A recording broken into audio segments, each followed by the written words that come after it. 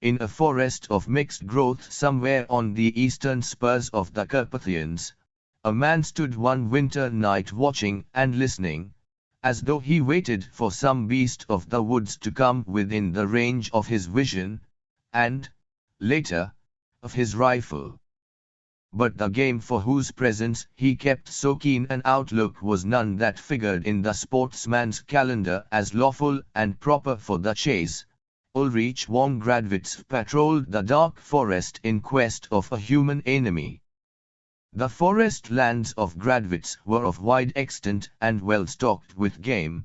The narrow strip of precipitous woodland that lay on its outskirt was not remarkable for the game it harbored or the shooting it afforded, but it was the most jealously guarded of all its owner's territorial possessions. A famous lawsuit, in the days of his grandfather, had wrested it from the illegal possession of a neighboring family of petty landowners. The dispossessed party had never acquiesced in the judgment of the courts, and a long series of poaching affrays and similar scandals had embittered the relationships between the families for 3 generations.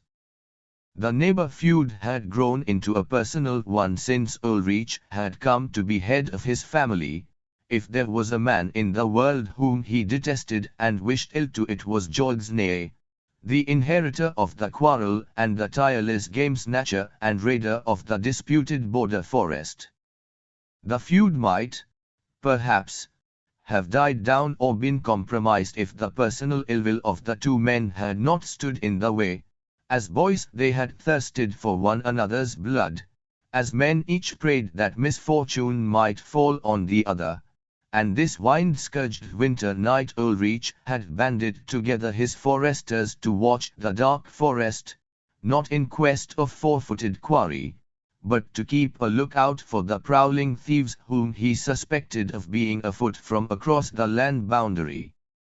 The roebuck, which usually kept in the sheltered hollows during a storm wind, were running like driven things tonight, and there was movement and unrest among the creatures that were wont to sleep through the dark hours. Assuredly there was a disturbing element in the forest, and Ulrich could guess the quarter from whence it came. He strayed away by himself from the watchers whom he had placed in ambush on the crest of the hill, and wandered far down the steep slopes amid the wild tangle of undergrowth, peering through the tree trunks and listening through the whistling and skirling of the wind and the restless beating of the branches for sight and sound of the marauders. If only on this wild night, in this dark, lone spot, he might come across Georg Znaey, man to man, with none to witness. That was the wish that was uppermost in his thoughts. And as he stepped round the trunk of a huge beech he came face to face with the man he sought. The 2 enemies stood glaring at one another for a long silent moment. Each had a rifle in his hand, each had hate in his heart and murder uppermost in his mind. The chance had come to give full play to the passions of a lifetime. But a man who has been brought up under the code of a restraining civilization cannot easily nerve himself to shoot down his neighbor in cold blood and without word spoken, except for an offense against his hearth and honor. And before the moment of hesitation had given way to action, a deed of nature's own violence overwhelmed them both. A fierce shriek of the storm had been answered by a splitting crash over their heads, and ere they could leap aside a mass of falling beech tree had thundered down on them. Ulrich von Gradwitz found himself stretched on the ground, one arm numb beneath him and the other held almost as helplessly in a tight tangle of forked branches, while both legs were pinned beneath the fallen mass. His heavy shooting boots had saved his feet from being crushed to pieces, but if his fractures were not as serious as they might have been, at least it was evident that he could not move from his present position till someone came to release him. The descending twig had slashed the skin of his face, and he had to wink away some drops of blood from his eyelashes before he could take in a general view of the disaster. At his side, so near that under ordinary circumstances he could almost have touched him, lay Georg Znaey, alive and struggling, but obviously as helplessly pinioned down as himself. All round them lay a thick-strewn wreckage of splintered branches and broken twigs. Relief at being alive and exasperation at his captive plight brought a strange medley of pious thank-offerings and sharp curses to Ulrich's lips. Georg, who was early blinded with the blood which trickled across his eyes, stopped his struggling for a moment to listen, and then gave a short, snarling laugh. "So you were not killed, as you ought to be, but you were caught, anyway," he cried, "caught fast." "Ho, what a jest," Ulrich von Gradwitz sneered in his stolen forest. "There's real justice for you." And he laughed again, mockingly and savagely. "I'm caught in my own forest land," retorted Ulrich. "When my men come to release us you will wish, perhaps, that you were in a better plight than caught poaching on a neighbor's land. Shame on you." Georg was silent for a moment, then he answered quietly. "Are you sure that your men will find much to release?" "I have men, too, in the forest tonight, close behind me, and _they_ will be here first and do the releasing. When they drag me out from under these damned branches it won't need much clumsiness on their part to roll this mass of trunk right over on the top of you. Your men will find you dead under a fallen beech tree. For form's sake I shall send my condolences to your family." "It is a useful hint," said Ulrich fiercely. "My men had orders to follow in 10 minutes' time, 7 of which must have gone by already, and when they get me out I will remember the hint. Only as you will have met your death poaching on my lands I don't think I can decently send any message of condolence to your family." "Good," snarled Georg, "good. We fight this quarrel out to the death, you and I and our foresters, with no cursed interlopers to come between us. Death and damnation to you, Ulrich von Gradwitz. The same to you, Georg Znaey, forest thief, game snatcher." Both men spoke with the bitterness of possible defeat before them, for each knew that it might be long before his men would seek him out or find him. It was a bare matter of chance which party would arrive first on the scene. Both had now given up the useless struggle to free themselves from the mass of wood that held them down. Ulrich limited his endeavors to an effort to bring his one partially free arm near enough to his outer coat pocket to draw out his wine flask. Even when he had accomplished that operation it was long before he could manage the unscrewing of the stopper or get any of the liquid down his throat. But what a heaven-sent draught it seemed! It was an open winter, and little snow had fallen as yet, hence the captives suffered less from the cold than might have been the case at that season of the year. Nevertheless, the wine was warming and reviving to the wounded man, and he looked across with something like a throb of pity to where his enemy lay, just keeping the groans of pain and weariness from crossing his lips.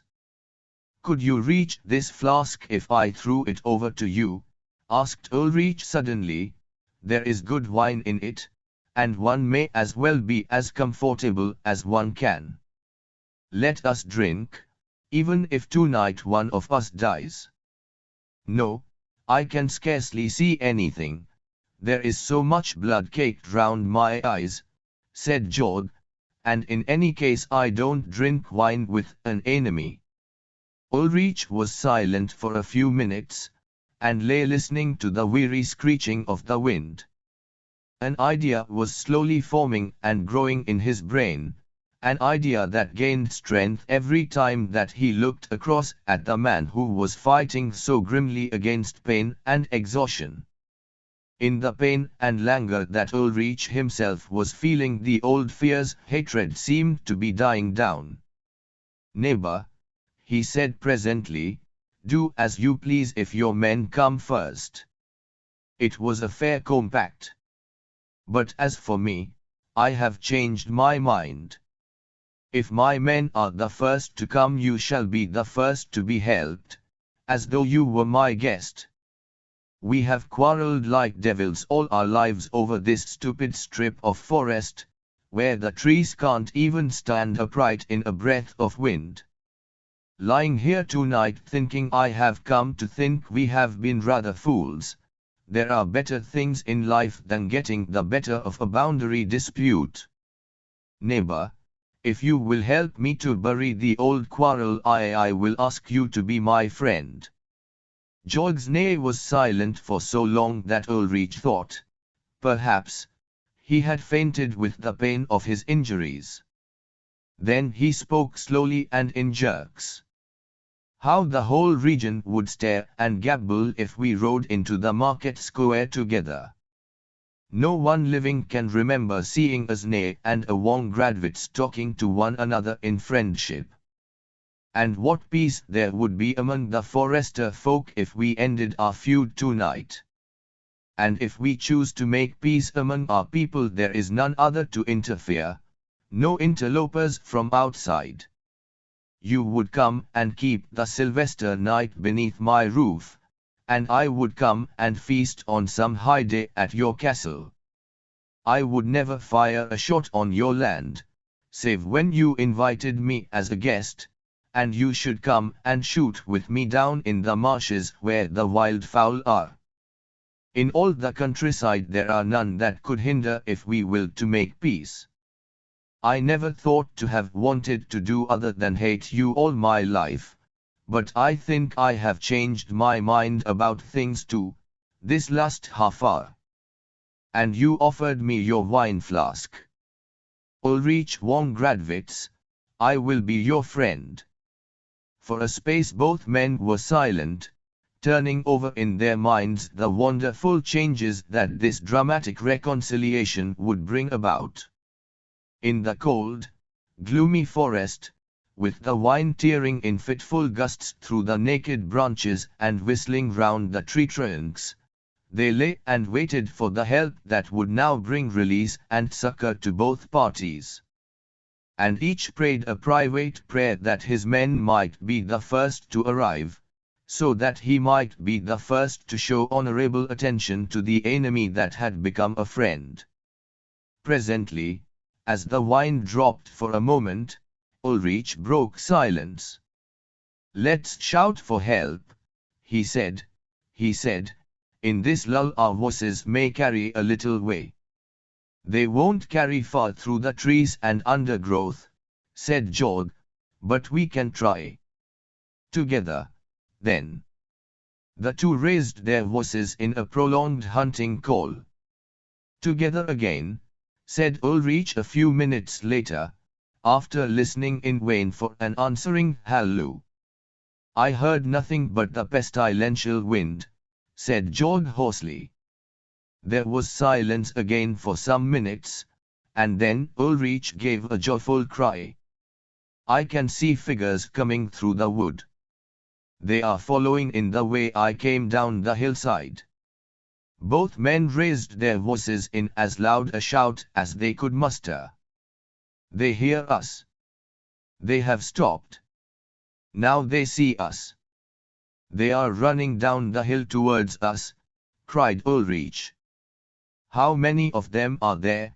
asked Georg. "I can't see distinctly," said Ulrich. 9 or 10. "Then they are yours," said Georg. "I had only 7 out with me." "They are making all the speed they can, brave lads," said Ulrich gladly. "Are they your men?" asked Georg. "Are they your men?" he repeated impatiently as Ulrich did not answer. "No," said Ulrich with a laugh, the idiotic chattering laugh of a man unstrung with hideous fear. "Who are they?" asked George quickly, straining his eyes to see what the other would gladly not have seen.